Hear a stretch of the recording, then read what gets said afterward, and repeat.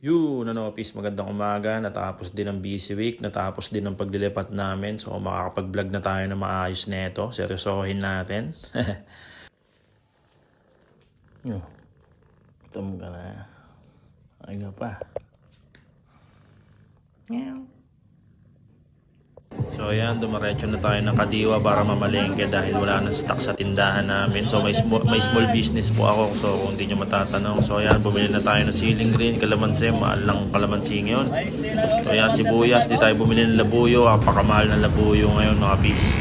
So pagtapos ko mamalengke at nadala ko na sa tindahan, diretso tayo sa gym mga pis. So beginner lang po ako sa pag-gym, huwag niyo po ako ibabasa or lalayitin.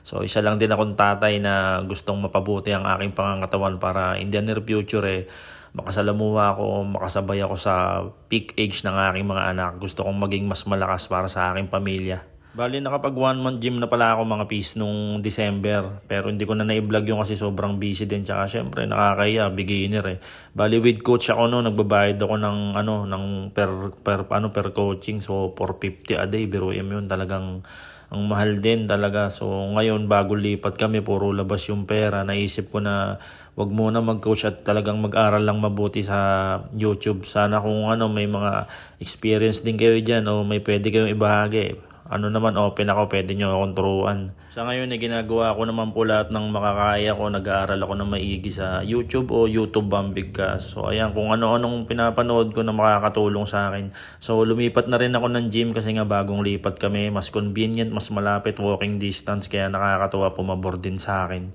Active ako sa running So, kung mapapanood yung mga video ko, napanood nyo na. So, napansin ko talaga, lumipis yung muscle ko. So, ayon din sa aking research. Kaya mas maganda talaga nag-gym, lalo na kung nakapokus ka sa running para hindi nalulusaw yung muscle natin. Malaki binagsak ng muscle ko tsaka ng fats ko kasi nagpa-fasting ako tapos running. Kaya naisip kong mag-build naman ng muscle para balance syempre, di ba? Kaya pagtapos mag-gym, syempre sa kaso naman tayo dito sa bahay, nagsaing na ako, naglagay akong 2 itlog, sa akin yun. Tapos yan, nag-adobo na rin tayo ng chicken breast. So yan ang pinaka-healthy na meat ng manok, breast part, alright. At syempre, alas 12 na, maghahatid na tayo sa anak ko. Alas 12 ang pasok niyan, 12 to 3. So, hatid na natin siya. So, nakakain na kami. Tapos na yung pag-aasikaso ko dun sa bahay. Kasi pagtapos nito, dadaretso naman ako ng tindahan. Syempre, para magbanat ng buto, para magtinda. Yan, nakakatawa. Pagpasok, banat agad, exercise agad, sayaw agad siya. Wala nang hiyaya Kakatuwa yung mga bata no? Yun, dito na tayo sa tindahan. Siyempre, magtitinda na tayo. O yan nga pala, may order na tayo. Dinakdakan, tapos sisig tokwa. So, yung sisig tokwa namin, may halong karne yan. Hindi yan purong tokwa.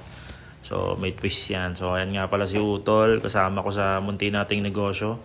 So, pinagawa niya yung motor niya. Pumutok yung gulong, warak na. So, motor ko muna ang kanyang gagamitin. Yun, pass forward mga pis, mag-aala 6 na nga pala. So ayan, nakapag-chop na tayo, nakapag-prepare na tayo. Para ngayong gabi sa pagtitinda, hindi ko na na-vlog kanina, nakalimutan ko. Yan, magagabi na, yan, si Utol. Yan, pira na tayo. Nakalimutan ko na nag-vlog pala ako kanina. So hindi natin na-vlog yung kaninang oras na nasundo ko yung anak ko. Basta yun.